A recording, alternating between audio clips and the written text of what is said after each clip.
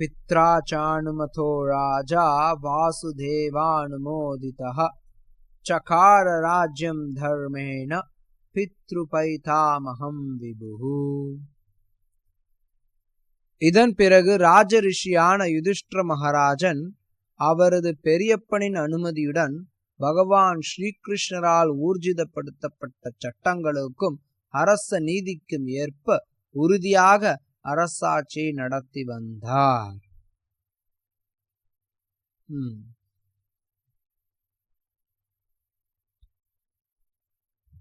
ஸ்ரீல பிரபுபாதர் இங்க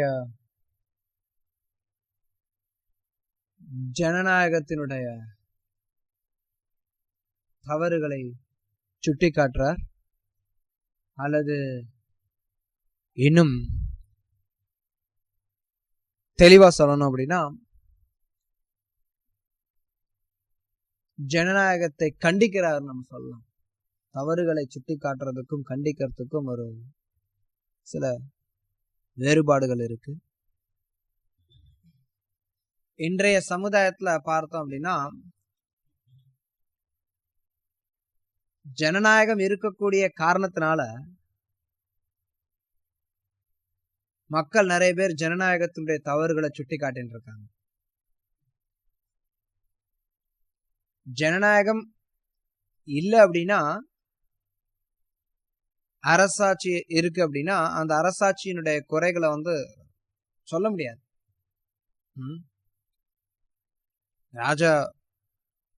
ராஜாவுக்கு எதிராக நீங்க இருந்தீங்க அப்படின்னா நீங்க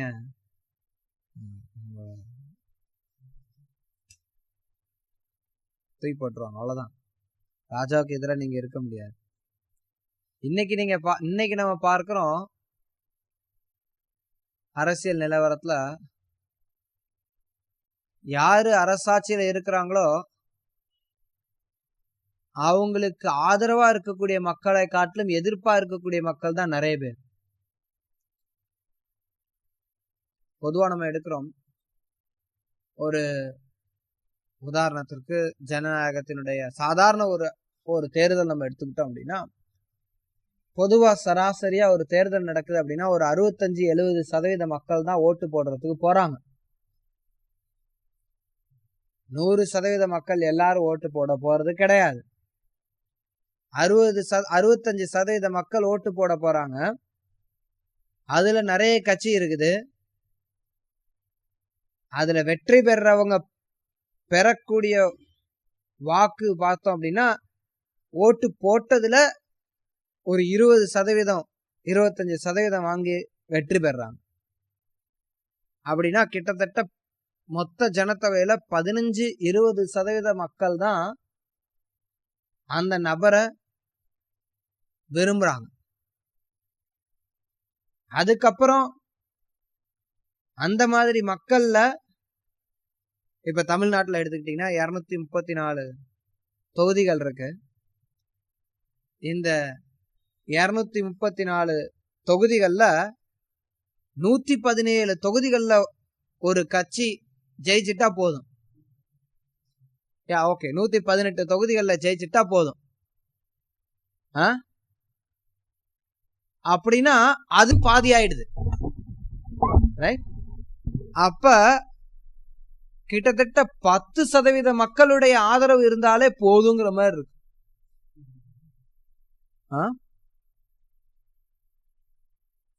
அதாவது 15% மக்கள் உங்களுக்கு ஓட்டு போட்டாங்கனாலே நீங்க ஒரு தொகுதியை பிடிக்கிறீங்க. அது மாதிரி மொத்தமா பார்க்கும்போது ரொம்ப குறைவான சதவீத மக்கள் ஓட்டு போட்டாலே ஒருத்தரால அதாவது ஒரு ஆட்சி பொறுப்புக்கு வர முடியும் அப்படிங்கிற ஒரு நிலை இருக்கு. அப்படின்னா என்ன, 15 பேர் உங்களை பிடிச்சிருக்குன்னு சொல்றான், 85 பேர் நீங்க வேண்டான்னு சொல்றான். அல்லது வேண்டான்னு சொல்லல, உங்களை அட்லீஸ்ட் விரும்பாதவனா இருப்பான். அது ஒரு பக்கம் இருந்தா கூட எப்படி பார்த்தாலும் அதனால என்ன ஆகுதுன்னா, நிறைய நேரங்கள்ல நம்ம பார்க்கிறோம், நிறைய புரட்சிகள் இல்ல நிறைய மக்கள் பல வகையான போராட்டங்கள் நடத்துறதெல்லாம் நம்ம பார்க்கிறோம். இந்த புரட்சிகள் போராட்டங்கள்லாம் அரசாட்சியில கிடையாது. அரசாட்சியில நடத்துனாங்க அப்படின்னா உள்ள தூக்கி வச்சிருவாங்க. இல்ல ரொம்ப அதிகமா பிரச்சனை பண்றான் அப்படின்னா அவனை தூக்குல தொங்க விட்டுருவாங்க. அரசாட்சியில இதெல்லாம் ஏற்படுறதுக்கு வாய்ப்பே இல்லை. நாம பார்க்கிறோம் சில நேரத்துல இந்த ஜனநாயகம் அல்லது குடியாட்சியில இருக்கக்கூடிய பிரச்சனைனா ஒருத்தர் சண்டை போடுறாங்க ஆட்சியில இருக்கிறவங்களே. சமீபத்துல பார்த்தோம், டெல்லியில ஆட்சியில இருக்கக்கூடிய முதல்வரே டெல்லியில இருக்கக்கூடிய வேற அரசாங்கத்தை எதிர்த்து அவர் தர்ணால ஈடுபடுறார். ரோட்டுக்கு நடுவில் கும்பலோட உட்காந்துட்டு அவங்க அவங்க பிரச்சனை பண்றாங்க. இது எல்லாம் எதை காட்டுது அப்படின்னா தகுதி வாய்ந்த ஒரு அரசர் இல்லைங்கிறத காட்டுது. மக்கள் நினைக்கிறாங்க அரசர் இருந்தா அடக்குமுறை இருக்கும் அப்படிங்கிற ஒரு எண்ணத்துல அரசாட்சியை தூக்கிட்டு குடியாட்சியை கொண்டு வந்தாங்க. ஆனா மன்னர் இருந்தார் அப்படின்னா ஒரு வகையான அடக்குமுறை இருக்குங்கிறது சில நேரங்கள்ல வாஸ்தவம் தான். மன்னர் ஆட்சி இருக்கிற பட்சத்துல ஒரு ராஜா நல்லவரா இருக்கலாம், இல்ல சில நேரங்கள்ல சில ராஜா கொடூரமானவர்களா இருக்கலாம். எப்படி பார்த்தாலும் அது எல்லாமே அந்த ஒரு நபரோட போயிடும். ஆனா இன்னைக்கு பார்த்தோம் அப்படின்னா மொத்த நாடும் சீரழிஞ்சு போகும். நேற்று இங்க சென்னையில ஒரு பிரம்மாண்டமான ஒரு மீட்டிங் நடத்தினாங்க. கணக்கு வழக்கு யாரும் கண்டிப்பா கொடுக்க மாட்டாங்க, யாரும் கொடுத்த மாதிரி தெரியல, கொடுக்கவும் மாட்டாங்க. நம்ம எவ்வளவோ ஜென்மாஷ்டமி நிகழ்ச்சியெல்லாம் நம்ம நடத்தி இருக்கிறோம். அதெல்லாம் ஒரு அப்ராக்சிமேட் ஆவரேஜ் வச்சு பார்க்கும்போது இந்த நிகழ்ச்சிக்கு கண்டிப்பா இவங்க ஒரு 10 கோடி ரூபாய் செலவு பண்ணிருக்காங்க. நான் சொன்னேன் ராமச்சந்திரன் எத்தனை கோடி இருக்கும் இனி எஸ்டிமேஷன்? Okay, 10 crores. ஓகே, 10 கோடி.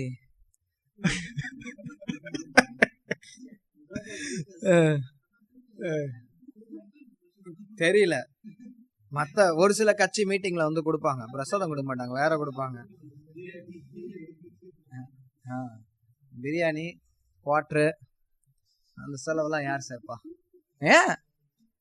It's a fact. ஊர்ல இருந்து எல்லா ஊர்ல இருந்து ஆள் சேர்க்கறதுக்கு கூட்டு வர்றது. Anyway, maybe more, who knows, யாருக்கும் தெரியாது எவ்வளவு செலவு பண்ணாங்க.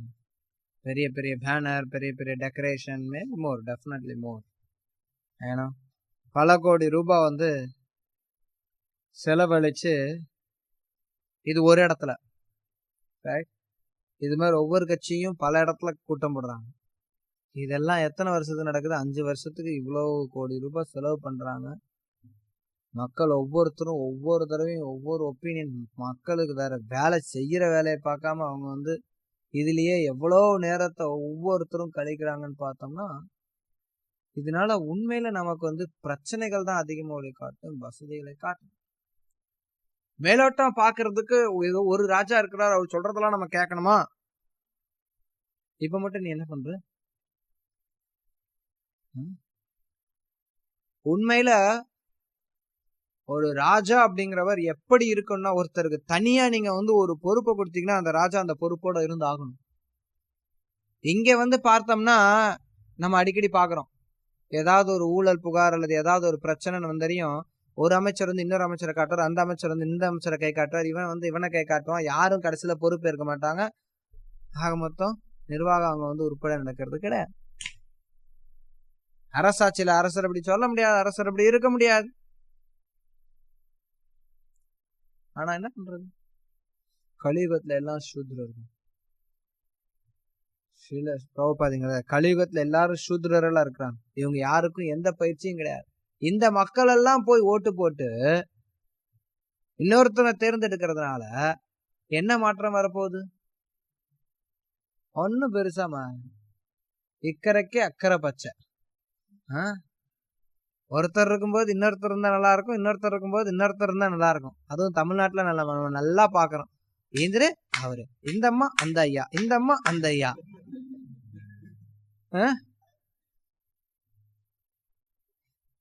அவர் இருக்கும்போது இது சரியில்லைன்னு மாத்துறது, அந்த அம்மா இருக்கும்போது இது சரியில்லைன்னு மாத்துறது, மாத்திக்கிட்டே இருக்க வேண்டியதுதான். ஆனா எதுவும் மாற போறது இல்லை. மக்கள் எப்ப இந்த விஷயத்த புரிஞ்சுக்கலையோ அப்ப எதுவும் மாற போறது. ஒருத்தர் கொள்ளையடிச்சுன்னு போயிட்டே இருக்கும். மக்களுடைய நன்மைகளை யாரும் குடியாட்சியில கருத முடியாது. இது ரொம்ப தெளிவா நமக்கு தெரியுது. இந்தியாவுல ஜனநாயகம் ஒரு ஃபிளாப். இந்தியாவுல ஜனநாயகம் ஒரு தோல்வி, முற்றிலும் தோல்வி. ஏன்னா எல்லாம் தெரியுது. ஒரு இடைத்தேர்தல் நடந்தது அப்படின்னா காசு காசு காசு பணத்தை வாரி இறைக்கிறாங்க. ஒவ்வொரு தொகுதியிலையும் பணத்தை வாரி இறைச்சு ஓட்டு பெற்று அது மூலமா அவன் மக்களுக்கு நன்மை செய்ய போறாங்க. ஒரு எம்எல்ஏக்கு எவ்வளவுங்க சம்பளம் இப்ப? 25,000 சம்திங் லைக் தட், 30,000. ஒரு 30,000 ரூபாய் சம்பளத்துக்கு ஓகே அலவன்சஸ் இருக்கும், சில ஃபெசிலிட்டிஸ் இருக்கும். கவர்மெண்ட்ல சில ஃபெசிலிட்டிஸ்லாம் இருக்குப்பா. சரிப்பா, ஏன்பா பை அதோட சிஸ்டத்திலேயே நம்ம தெரிஞ்சுக்கலாம். எவனாவது ஒரு முட்டாப்பைய 30,000 ரூபாய் சம்பளத்துக்காக பல கோடி செலவு பண்ணி தேர்தல் நின்று மக்களுக்கு ஜெயிப்புமா தோப்புமான்னு தெரியாம நிப்பானா?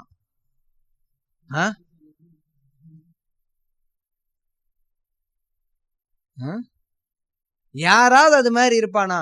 அப்ப பை டிஃபால்ட் அவன் கொள்ளையடிச்சுதான் ஆகணும், போட்ட பணத்தை எடுக்கணும். அவன் கொள்ளையடிச்சுதான் ஆகணும். சிஸ்டமே அப்படி வச்சிருக்கிறியே நீ, அப்புறம் எப்படி கொள்ளையடிக்க மாட்டான்னு சொல்ல முடியும்? ஊழலுக்கு எதிராக போராட்டம் நடத்தின மட்டும் ஊழல் நின்றுமா என்ன? ஊழலுக்கு இருக்கக்கூடிய சிஸ்டத்தை நீங்க ரெடி பண்ணாத பட்சத்துல குடியாட்சி வேலைக்காகாது.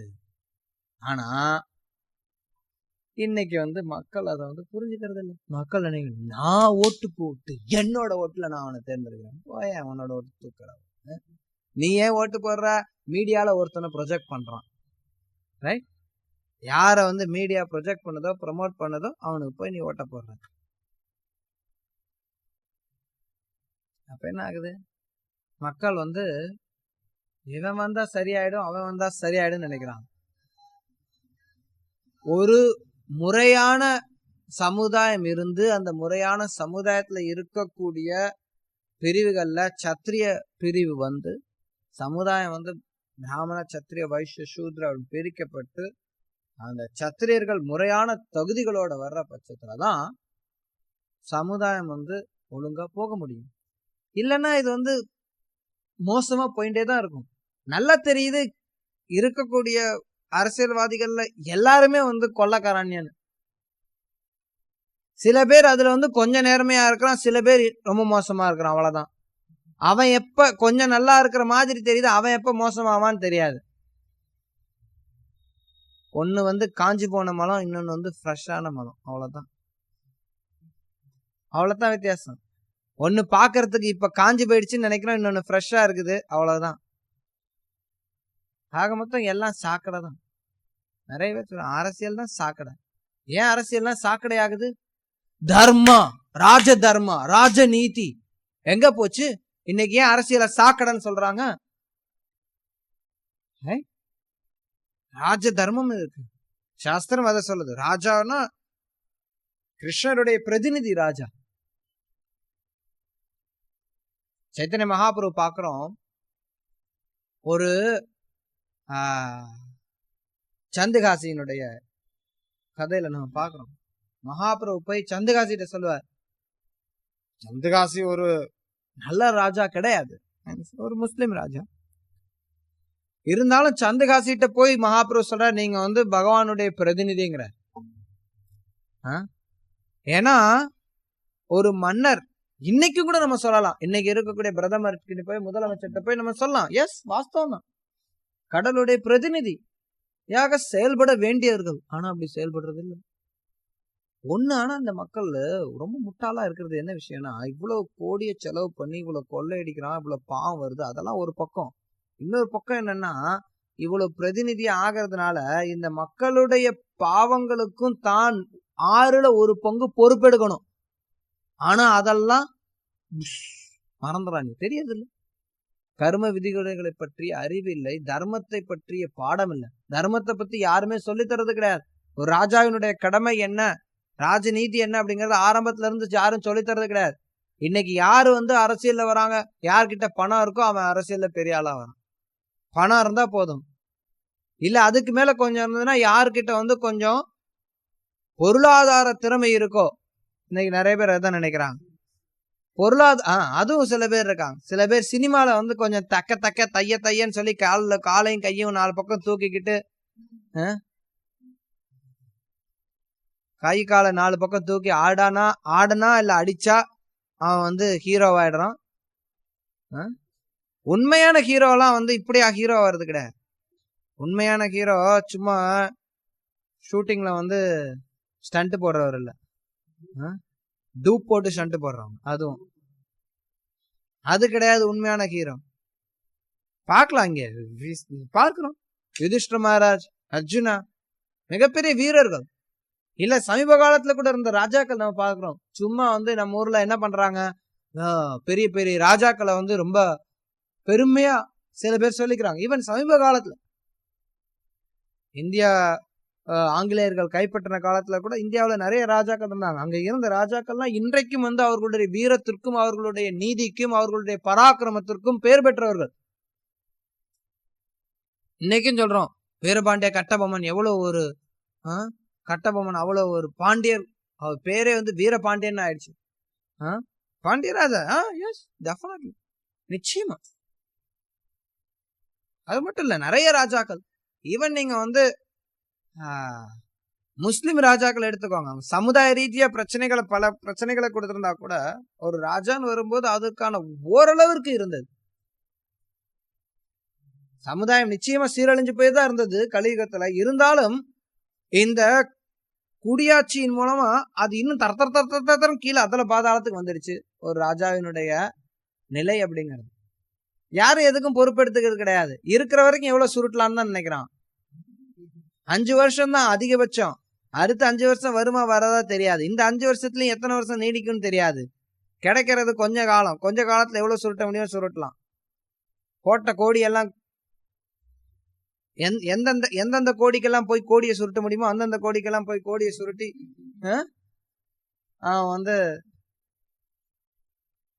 கோட்டா முதல்ல எடுக்கணும், அப்புறம் லாபத்தை எடுக்கணும்.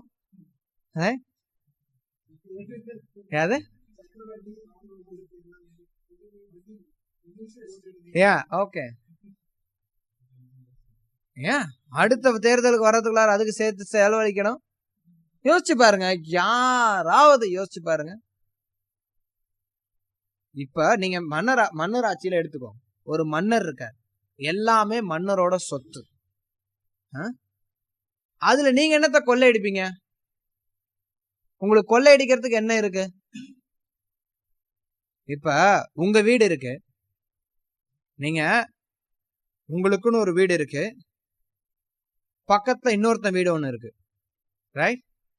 நீங்க பக்கத்து வீட்டுக்காரன்ட்ட போனீங்கன்னா அவன் வீட்டுல இருந்து ஏதாவது கொள்ளையடிக்க முடியுமான்னு நீங்க பாப்பீங்க. உங்க வீட்டுக்குள்ளார நீங்க உட்கார்ந்து இருக்கும் போது இதுல எதையாவது கொள்ளையடிக்க முடியுமான்னு நீங்க என்னத்தை பார்த்து என்ன பண்ண போறீங்க?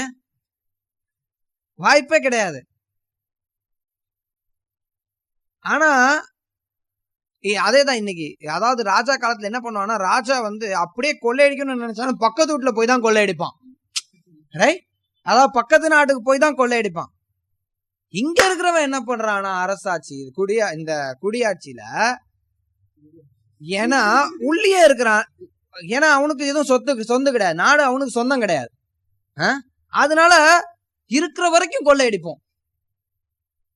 அப்புறம் எப்படி நம்ம இந்த சமுதாயத்துல தர்மத்தை எதிர்பார்க்க முடியும்? சமுதாயத்துல எப்படி அமைதியை எதிர்பார்க்க முடியும்? ஒரு பலத்தை எதிர்பார்க்க முடியும்?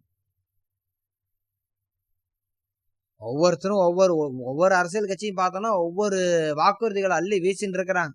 நாங்க வந்து இது செய்வோம், நாங்க வந்து அது செய்வோம், நாங்க இப்படி பண்ணுவோம், தமிழ்நாட்டை தலைகளா திருப்பி வச்சிருவோம். ஏற்கனவே தலைகளா தான் திருப்பி வச்சிருக்கீங்க, இன்னும் என்னத்தை திருப்பறதுக்கு இருக்குது? இன்னும் கொஞ்சம் திருப்புறோம்னு சொல்றாங்களா என்னமோ தெரியாது. ஆக மொத்தம் இந்த சூழ்நிலையினால வரக்கூடிய பிரச்சனை என்னன்னா, மக்கள் யாருமே வந்து முன்னேற்றத்தை நோக்கி போறது கிடையாது. சில பிரபுபாதிங்க எழுதுற, ஒரு சத்திரியனுடைய கடமையானது பிரஜைகளுடைய சமூக, அரசியல், பொருளாதார, ஆன்மீக முன்னேற்றம் இது எல்லாத்தையும் கவனிச்சுக்கணும். 4 கடமைகள் சொல்றார் சில பிரபுபாதி. இந்த இடத்துல நிறைய கடமைகள் இருக்கு, இந்த இடத்துல 4 சொல்றார். பிரஜைகளுடைய சமூகத்தை, அதாவது அவங்களுக்கு சமூக ரீதியா என்ன தேவையோ அதை வந்து கொடுக்கணும், ராஜாவினுடைய கடமை. இன்னைக்கு சமூக ரீதியா எந்த ராஜா கொடுக்குறாரு? அவன் சம்பாரிச்சாதான் அவனுக்கு சாப்பாடு. அவன் சம்பாரிச்சாதான் அவனுக்கு சாப்பாடு. சமூக ரீதியா எதுவுமே கிடையாது. சமூக ரீதியா எந்த ஒரு பிரஜைக்கும் எந்த ஒரு பாதுகாப்பும் அரசியல் சட்டத்திலேயே கிடையாதுங்க. அப்புறம் எங்க இருந்து இந்த ராஜா கொடுத்தாருங்கிறதுக்கு? அவன் சம்பாரிச்சாதான் அவனுக்கு இது. சில இடத்துல சொல்றாங்க வேலை வாய்ப்பு ஏற்படுத்தணும், அது ஏற்படுத்தணும், இது ஏற்படுத்தணும், கொஞ்சம் இருக்கு. பட் சமூக ரீதியா கிடையாது. மக்களுக்கு அடுத்தது அரசியல் ரீதியான அண்டை நாட்டுல இருந்து வரக்கூடிய பாதுகாப்பு, அண்டை நாட்டுல இருந்து வரக்கூடிய பிரச்சனைகள்லாம் வந்து பாதுகாக்கணும். அது ஒரு ராஜாவுடைய கடமை. சுத்தமா கிடையாது. ராஜாவுக்கும் ராணுவத்துக்கும் சம்பந்தமே கிடையாது. இருக்கு கொஞ்சம், ஆனா அது ராணுவம் தனி, அரசியல் தனின்னு பிரிச்சுட்டாங்க.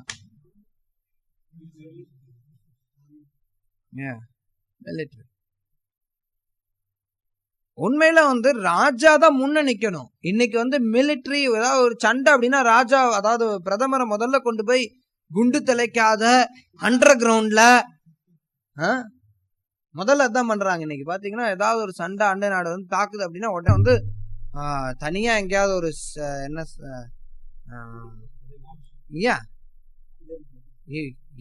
எங்க இருக்கிறாலும் தெரியாது, அந்த தெரியாத இடத்தையும் உள்ள கொண்டு போய் எங்கேயாவது புதைச்சு ஏர் கண்டிஷன் போட்டு அவர் உள்ள உட்கார வச்சிருவாங்க. அதாவது ஜெயில அடைச்சிருவாங்க. இன்னொரு இடத்துல சொல்லணும்னா போருக்கு முன்னாடியே ராஜா வந்து ஜெயில அடைச்சிடறாங்க.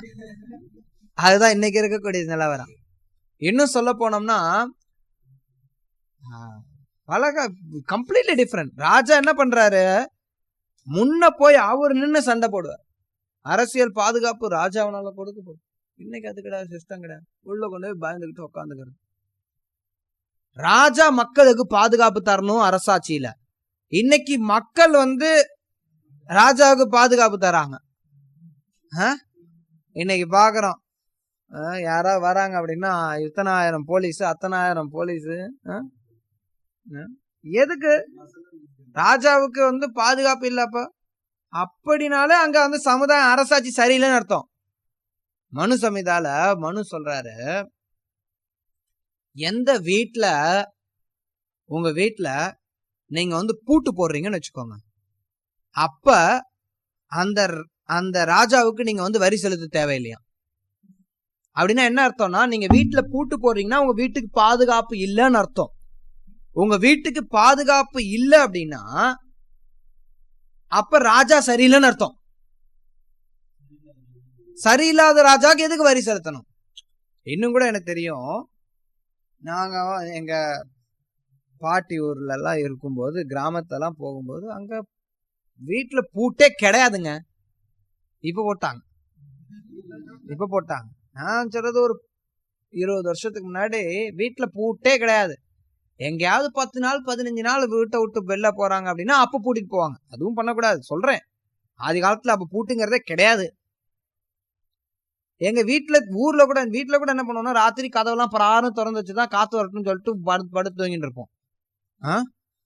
வீட்டுல கதவெல்லாம் திறந்து போட்டு திண்ணையில படுத்து தூங்கிட்டு இருப்பாங்க. அது வந்து சகஜமான சராசரியான ஒரு விஷயமா இருந்தது சமீப காலத்துல கூட.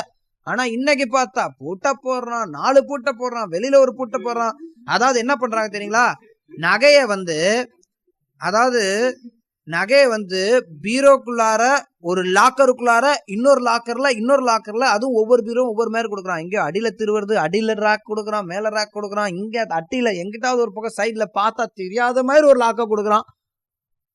அந்த லாக்குள்ளார வச்சு அந்த பீரோவை அதுக்கு நடுவில் 2 லாக்கை வச்சு அதுக்குள்ளார பூட்டிட்டு அதை ஒரு ரூம்ல வச்சு அந்த ரூமை பூட்டிட்டு மொத்த வீட்டை பூட்டிட்டு வெளியில இருக்கக்கூடிய கிரில்ல பூட்டிட்டு வேலைக்கு ஒரு செக்யூரிட்டியை வச்சுட்டு அதுக்கு ஒரு நாய் வச்சுட்டு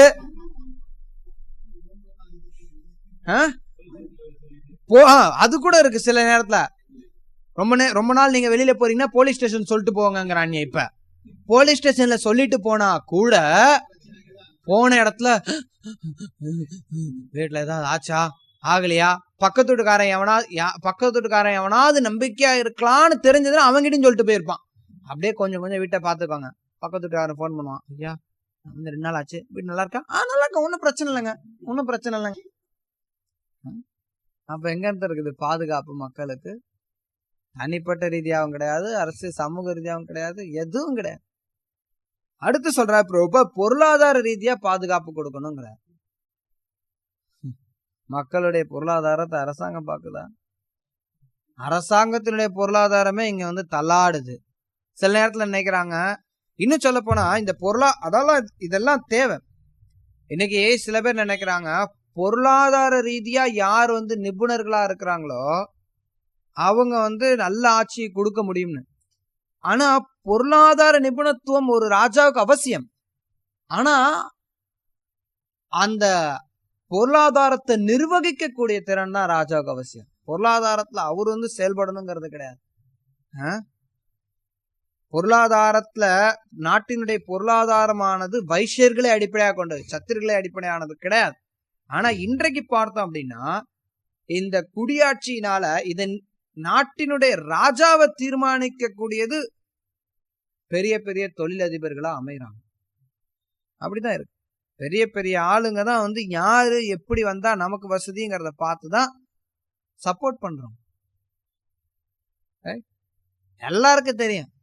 அதாவது தமிழ்ல ஒரு பழமொழி சொல்லுவாங்க, வேலியே பயிரை மேய்ஞ்சதுன்னா என்ன பண்ண முடியும்? இந்த காலத்துல அப்படிதான் இருக்கு. நிதியமைச்சர் சொல்லுவார், நிதியமைச்சர்னா என்ன பண்ணணும்? நிதியமைச்சர் என்ன பண்ணணும்னா நாட்டு மக்கள் கிட்ட கருப்பு பணம் வராம எல்லாருக்கிட்டையும் நிதி வசூலிச்சு வரி வசூலிச்சு ஒழுங்கா நடத்த வேண்டியது ஒரு நிதியமைச்சரோட பொறுப்பு. ஆனா நம்ம ஊர்ல இருக்கக்கூடிய அமைச்சர்களை என்ன பண்ணுவாங்கன்னா அத அவங்களே கருப்பு பணத்தை செலவு பண்ணுவாங்க. அதாவது நிதியமைச்சர்னு ஒரு குறிப்பிட்டு சொல்றோம், பட் எல்லா அமைச்சர்களுமே பார்த்தோம்னா அதாவது ஒரு ராஜாவுக்கு கீழே ஒரு கட்டுப்பாடு கிடையாது, ஒரு பிரதமருக்கு கீழே கட்டுப்பாடு கிடையாது. சில நேரத்துல சொல்றாரு, சில நேரத்துல எனக்கே தெரியாம நடந்து போச்சுன்னு சொல்லுவாங்க. எனக்கு தெரியாது இது மாதிரி நடந்தது. கம்ப்ளீட் முட்டாள்தனம். சமீபத்துல ஒருத்தர் சொன்னார், அதாவது ஒருத்தர் அதாவது அரசியல்ல ஒருத்தருக்கு ஒருத்தர் வார்த்தை ஜாலங்கள்ல வார்த்தை மோதல்கள்ல இருக்கும். அதுல அவர் சொல்றார், ஒருத்தர் பிரதமர் ஆகிறதுக்கு ஹார்வர்டு தேவையில்ல, ஹார்ட் ஒர்க் தேவைன்னு. ஹார்வர்ட் பல்கலைக்கழகத்துல படிச்சுட்டு நம்ம பெரிய பொருளாதார நிபுணரா இருக்கணுங்கிறது அவசியம் கிடையாது, ஹார்ட் ஒர்க் தேவை அப்படின்னு. சாஸ்திரம் அப்படி சொல்ல. ஹார்ட் ஒர்க் சூத்ராவோட பணி.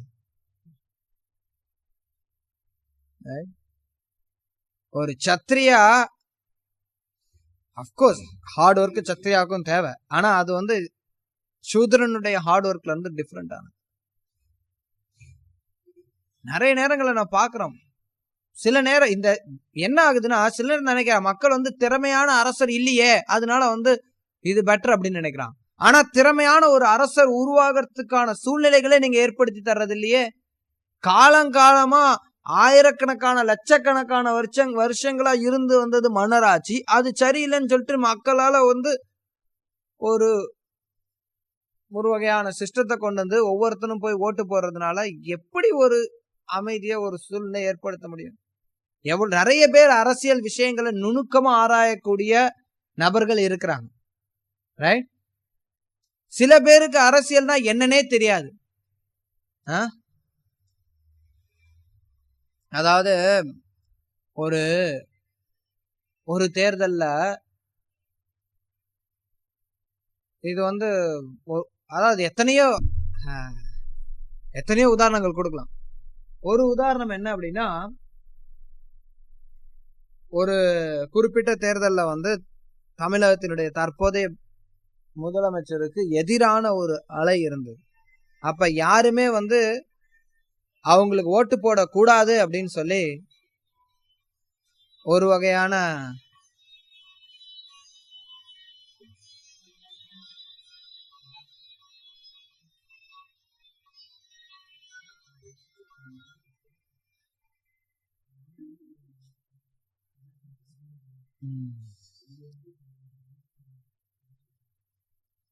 அதாவது இப்ப இருக்கக்கூடிய முதல்வருக்கு ஓட்டு போடக்கூடாது அப்படின்னு சொல்லி ஒருத்தவங்க சில பேர் முடிவு பண்ணி வச்சிருந்தான். ஒருத்தவங்க கிட்ட போய் பேட்டி கேட்டாங்க, நீங்க யாருக்கு ஓட்டு போட்டீங்க அப்படின்னு. நான் வந்து இவங்களுக்கு ஓட்டு போட மாட்டேன், என்னோட ஓட்டு எப்பவுமே ரெட்டலைக்கு தான். அதாவது நாங்க எப்பவுமே வந்து எம்ஜிஆருக்கு தான் நாங்க ஓட்டு போடுவோம், எப்பவுமே நாங்க வந்து ரெட்டலைக்கு தான் ஓட்டு போடுவோம். இது வந்து என்னன்னா, இங்க நான் அரசியல் பேசுறதுக்காக சொல்றவங்க கிடையாது. இந்த கட்சி அந்த கட்சி எல்லா கட்சியும் ஒரே கட்சி தான் நம்மளை பொறுத்த வரைக்கும். கருத்து நான் என்ன சொல்றோம்னா, யாருக்கு ஓட்டு போடுறோன்னே தெரியாம நிறைய பேர் ஓட்டு போடுறாங்க. அந்த மாதிரி அரசியலை பத்தி கொஞ்சம் கூட தெரியாதவங்களுக்கும் ஒரு ஓட்டு தான். ரைட்? அரசியல்ல ரொம்ப நிபுணரா இருக்கக்கூடியவங்களுக்கும் ஒரு ஓட்டு தான். சமத்துவமா. அப்ப என்ன ஆகுது? தகுதி இல்லாத நபர்கள் தேர்ந்தெடுக்கப்படுறாங்க. நம்ம பார்க்கிறோம், சில அரசியல்வாதிகள் கொலையில ஈடுபடுறான், கொள்ளையில ஈடுபடுறான். அரசியல்வாதிகள்ல நிறைய பேர் வந்து பாத்தீங்கன்னா சாராய ஃபேக்டரி வச்சிருக்கிறான். அவன் தொழில் வந்து சாராயங்கிறது வந்து அரசியல்வாதிகளுடைய சராசரி தொழில். பீர் ஃபேக்டரி வைக்கிறான், சம்திங் டிஃபரெண்ட் ஃபேக்டரி. அப்ப எப்படி நம்ம வந்து இந்த மாதிரியான ஒரு சமுதாயத்துல அமைதியை எதிர்பார்க்க முடியும்? ஆனா மக்களுக்கு வந்து ஒரு வகையான நப்பாசர் தான் இருந்துருக்கு. இப்ப சரியாயிடும், இந்த சரியாயிடும், இந்த சரியாயிடும், இவர் வந்தா சரியாயிடும், அவர் வந்தா சரியாயிடும், அப்படி வந்தா சரியாயிடும். இக்கரைக்கு அக்கறை பச்சை. சில நேரத்துல இப்படி இருந்தா நல்லா இருக்கும்னு தோணும், சில நேரத்துல அப்படி இருந்தா நல்லா இருக்கும்னு தெரியும். ஒவ்வொருத்தனும் வந்ததுக்கு அப்புறம் பார்த்தோம்னா, ஐயோ இவன் தொல்லை தாங்க முடியலடா, இதுக்கு மேல அதுவா இருக்குதுன்னு சொல்லிட்டு. இங்கிலீஷ்ல வந்து ஒரு பழமொழி இருக்கு, என்னன்னா, from frying pan to fire.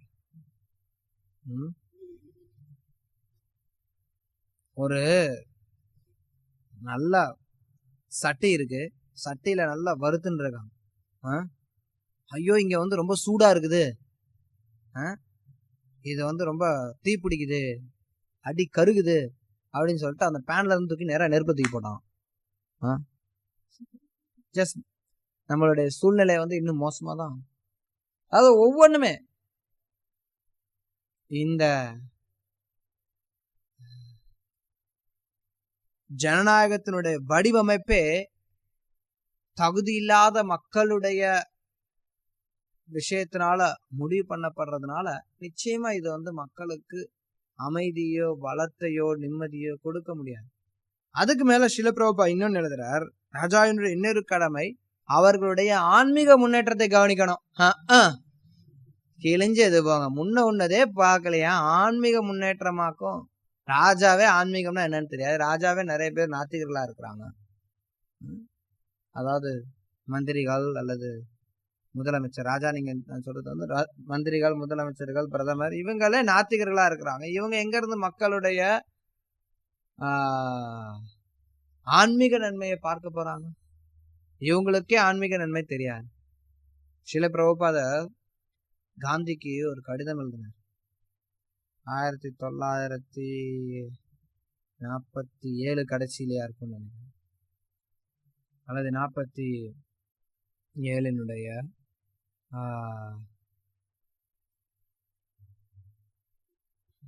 இதுல வேற கால் வருதுப்பா.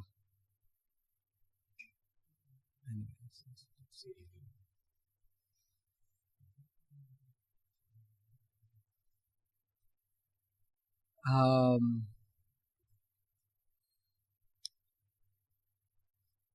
என்ன சொன்ன காந்தி 1947 கடைசியில ஸ்ரீல பிரபுபாதர் காந்திக்கு ஒரு கடிதம் எழுதினார்.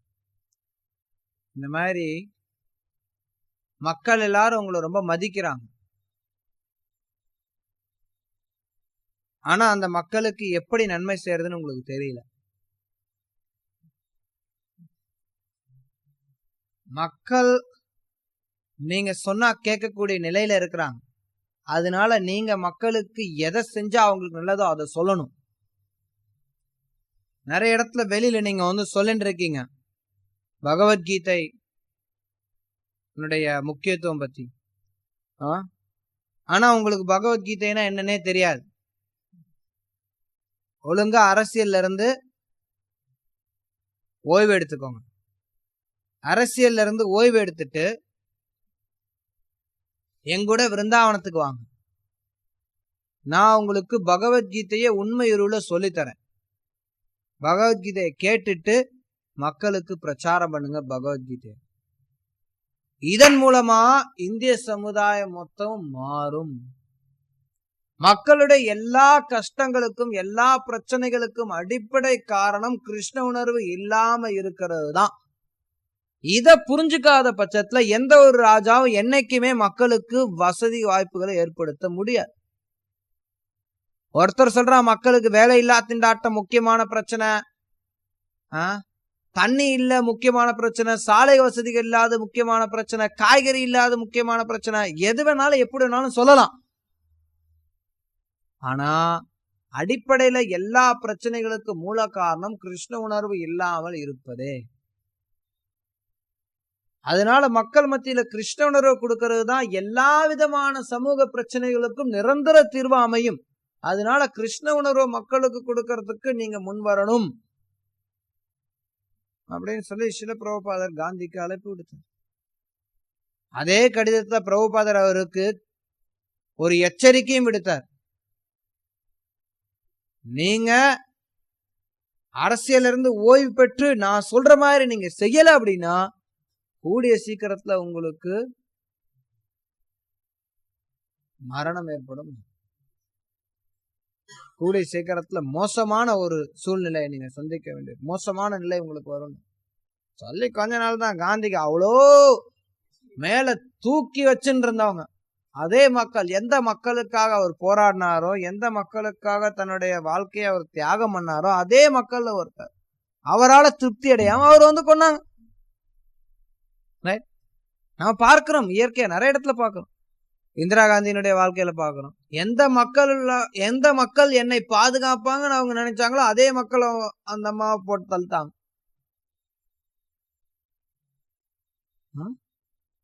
என்ன ஆகுது? யாராலும் திருப்திப்படுத்த முடியல, முறையான பயிற்சி இல்லை. அதனாலதான் ராஜாக்கள் எல்லாரும் ரிஷிகளாக இருக்கணும்னு எதிர்பார்க்கப்படுறாங்க. கிருஷ்ணர் கீதையில சொல்றார், இமம் ராஜர்ஷியோ விதுகு எவம் பரம்பரா பிராப்தம் இமம் ராஜர்ஷியோ விதுகு சகாலநேக மகத்துவம் யோகநஷ்ட புரந்தகம். இந்த ஆன்மீக ஞானம் அப்படிங்கிறது ராஜ ரிஷிகளால புரிந்து கொள்ளப்படணும். அந்த ராஜ ரிஷிகள் மக்களுக்கு சொல்லி தருவாங்க. ராஜ ரிஷியான பிராமணர்கள்ட்ட இருந்து கேட்டு தெரிஞ்சுக்கணும். சும்மா வந்து ஏதோ சாதுக்கள் பிராமணர்கள் அப்படின்னா சும்மா பிச்சைக்காரன். சோ ஒரு சாதுக்களை வந்து இன்றைக்கு சமுதாயத்துல நிறைய இடங்கள்ல வந்து பிச்சைக்காரரை நடத்துறாங்க. ஒரு சாது அப்படிங்கிறவங்க சமுதாயத்துக்கு நன்மை கொடுக்கறதுக்காக இருக்கிறாங்க.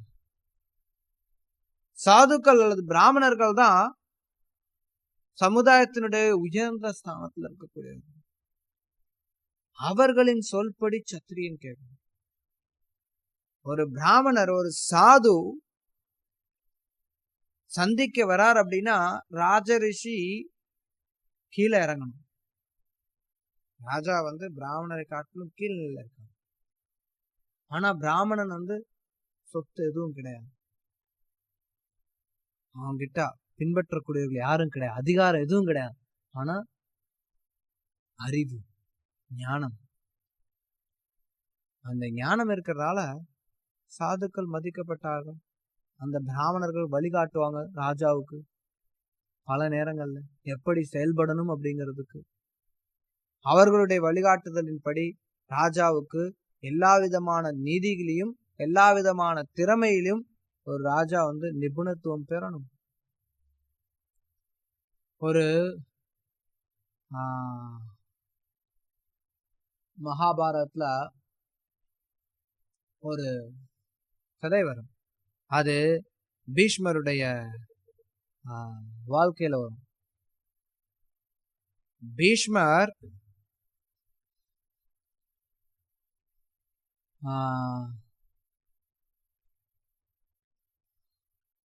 அவருடைய திறமைய சோதிப்பாங்க. பீஷ்மருடைய திறனை இது மகாபாரதத்துல இருக்கான்னு தெரியல, மகாபாரதம் சீரியல்ல காட்டினாங்க. அதனால நான் அதை ஆத்தரைஸ்டுன்னு நான் சொல்லல, பட் அதுல கான்செப்ட் இருக்கு. சம் கான்செப்ட் என்னன்னா, அதுல ராஜா முன்னாடி ஒரு குதிரை விற்கிறவன் வருவான், 2-3 குதிரையை காட்டுவான். அந்த குதிரை பார்த்தோம்னா ரொம்ப மிரண்டு பிடிக்கும். அந்த குதிரையை எப்படி அடக்கலான்னு பார்க்கலாமா. பீஷ்மர் போவார், அந்த குதிரையை ரொம்ப இலகுவா அதை அடக்கி கொண்டு வருவா. அதுக்கு ஏதோ கதை சொல்லுவாங்க, ஏதோ நிழல் இருக்கும், அந்த நிழல்னால ராஜா கட்டுப்படுத்துறாரு. ராஜா ரொம்ப புத்தி கூர்மையுடையவரா இருக்கணும். ராஜா தான் நீதி சொல்லணும். இப்ப என்னன்னா, ராஜா தனியா இருக்கார், நீதிமன்றம்ங்கிறது தனி அத்தாரிட்டி. ரைட்? ராஜா கூட நீதிமன்றத்துக்கு கட்டுப்பட்டவர்ங்கிற மாதிரி கொண்டு வராங்க. ராஜா தான் நீதிமன்றமே, அவருடைய அரசபை தான் நீதிமன்றமே. நீதிமன்றம்னா இன்னைக்கு இருக்க மாதிரி 10 வருஷம் 15 வருஷம் 20 வருஷம் 50 வருஷம் கதை இழுத்துக்கிட்டே போறது இல்ல. சின்ன கேஸ்ல இருந்து பெரிய கேஸ்ல இருந்து முக்கியமான கேஸ் வரைக்கும் இழுக்குது. நான் சின்ன பையனா இருக்கும்போது ராஜீவ் காந்தியை கொண்டாங்க. எத்தனை வருஷம் ஆச்சு? 23 வயசு ஆச்சு. 23 வருஷம் ஆச்சு ராஜீவ் காந்தியை கொண்டு. இன்னும் தீர்ப்பு சொல்றாங்கப்பா. தீர்ப்பு சொல்லி முடிச்சாச்சு, ஆனாலும் இன்னும் அது முடியல. இன்னும் முடியல. என்ன ஆகுது அப்படின்னா, ஒரு ராஜா அப்போ நம்மளுடைய நீதித்துறை வலுவா இல்ல. பல நேரங்கள்ல குற்றவாளிகள் தண்டிக்கப்படுறாங்க. சில நேரங்கள்ல குற்றவாளிகள் தண்டிக்கப்படுறாங்க. பெரும்பாலான நேரங்கள் சில நேரங்கள்ல நிரபராதிகள் தண்டிக்கப்படுறாங்க. பெரும்பாலான நேரங்கள்ல குற்றவாளிகள் தப்பிச்சு போயிடுறாங்க. இதுதான் இன்னைக்கு இருக்கக்கூடிய நீதித்துறையின் லட்சணம். பல வருஷம் நடந்ததுக்கு அப்புறம் அதெல்லாம் ராஜா காலத்து கிடையாது. ராஜா தீர்மானமா தெரியணும், இந்த குற்றத்துக்கு இந்த தண்டனை, இந்த நபர் குற்றம் செஞ்சவரா இருக்கணும், கண்டுபிடிக்கக்கூடிய திறன் படைத்தவரா இருக்கணும் ராஜா.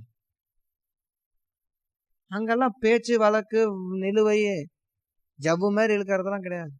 குற்றம் இழைத்தவனுக்கு தண்டனை, அவ்வளவுதான், இம்மீடியட் எக்ஸிகியூஷன். அப்ப என்ன ஆகும்னா, கட்டுப்பாடு இருக்கும். நீதிக்கு தகுந்த மாதிரி எது நீதினு முதல்ல ராஜாவுக்கு தெரியணும். இன்னைக்கு இருக்கிற ராஜாலாம் என்ன பண்ணணும்ப்பா, நேற்று சொல்லியிருந்தார் கேப்நாத். இன்னைக்கு சில பேர் ராஜாக்கள் என்ன நினைக்கிறாங்க, எது நீதினே தெரியறதே இல்லை.